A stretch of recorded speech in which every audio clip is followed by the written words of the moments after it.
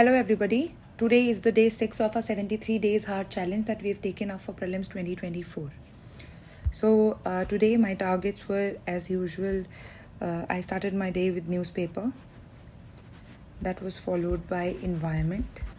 So आज मेरा mostly time environment पे गया था because I'm just trying to finish it in 1 to 2 days कि वो ख़त्म हो जाए because I had thought कि मैं 5-6 दिन में कर दूँगी but वो थोड़ा सा extend हो रहा है and international conventions और acts बाकी रह गए मेरे and I am solving questions, previous year questions from environment plus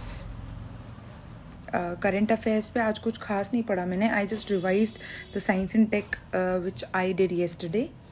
वो उसके बाद I solve some previous year questions जो कि 2019 के थे. Okay, so this was what I did. तो आज मैंने एक्चुअली वैसे टारगेट ज़्यादा नहीं थे स्लॉट्स में but I devoted much of my time to environment. तो उस पर मेरे को काम करना था बिकॉज मैं 1-2 दिन में उसको ख़त्म करना चाह रही हूँ so that I can start with other subjects. So that was the target. Now ये तो हो गई targets की बात. तो अभी तो ठीक चल रहा है and I am trying कि मैं उससे ज़्यादा थोड़ा करूँ, push खुद को तो हो पाएगा. Now this was about the targets.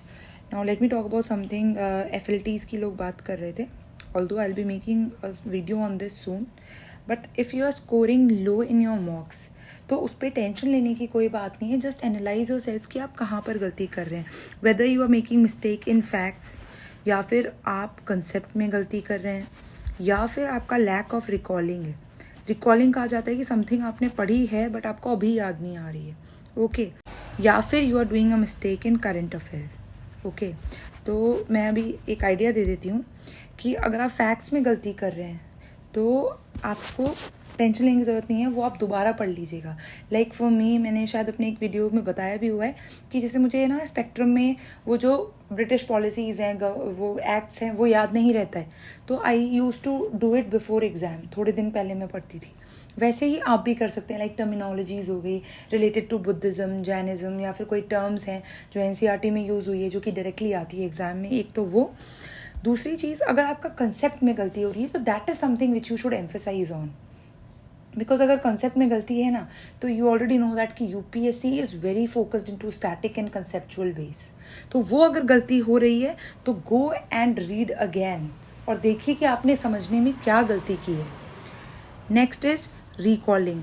अगर आपको कुछ याद नहीं आ रहा है, मतलब आप बार बार पढ़ रहे हैं बट स्टिल आपको भूल रहे हैं ना, तो आपको उस चीज़ को दोबारा पढ़ना चाहिए. Okay, and last was current affairs. So if you making mistake in current affair तो वो ऐसा है कि जो फाइनली एग्ज़ाम में आएगा ना वो भी आपको नहीं पता है कि कौन सा आएगा. कभी कभी बहुत सारे क्वेश्चंस ऐसे होंगे which are just unheard of. आपको नहीं पता होगा कि कहाँ से क्वेश्चंस आ जाए. तो करंट अफेयर के ऊपर टेंशन लेने की ज़रूरत नहीं है. Just do the basic thing. Now with this I wanted to inform you something very important जो मैं चाहती हूँ कि आप एक चीज़ सीख लें कि अगर आप कोई कोचिंग इंस्टीट्यूट या किसी भी इंस्टीट्यूट की ना टेस्ट सीरीज़ लगा रहे हैं तो हमेशा क्वेश्चन ज़्यादातर जो होंगे ना करंट अफेयर्स में वो आपको उन्हीं के इंस्टीट्यूट के मैगजीन से या करंट अफेयर्स मॉड्यूल से दिखेंगे.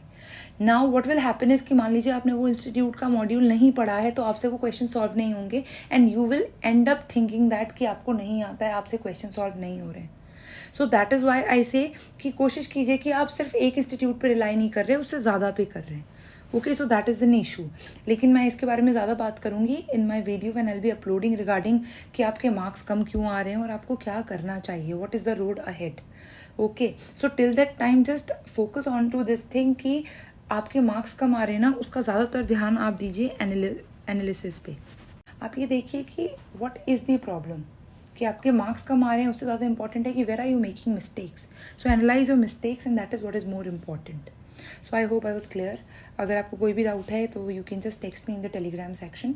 और हमारा ये जो इनिशिएटिव है 73 डे हार्ड चैलेंज, इसको कोई भी फॉलो कर सकता है at any point of time, जब भी आप आ रहे हैं. इट्स नॉट नेसेसरी कि आप हमारे शेड्यूल के हिसाब से करेंगे बिकॉज इंडिपेंडेंट ऑफ शेड्यूल सब लोग अपना अपना शेड्यूल फॉलो कर रहे हैं.